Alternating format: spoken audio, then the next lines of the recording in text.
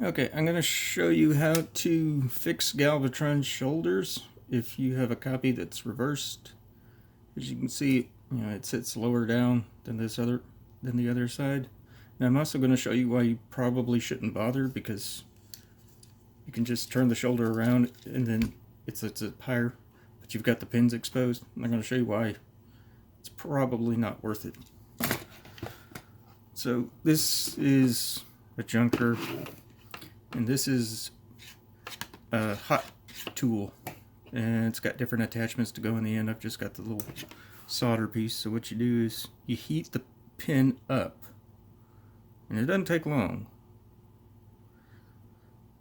6, 7, 8, 9, 10,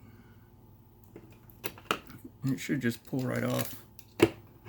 Yeah, it just takes a little bit of heat, and then it will come off. And then the real reason you shouldn't bother with galvatron is because you can see how the pin is recessed, and also the hot knife or the hot tool is not a toy, because it will do this. So if you slip, you will burn yourself, and more likely, even if you don't, galvatron with his pins recessed like that, if you've never attempted anything like this before, you're more than likely going to singe the edges and make it look a lot worse than it already does anyway. So my advice is, if you have to watch this tutorial to know what to do to fix it, don't. Just leave it be.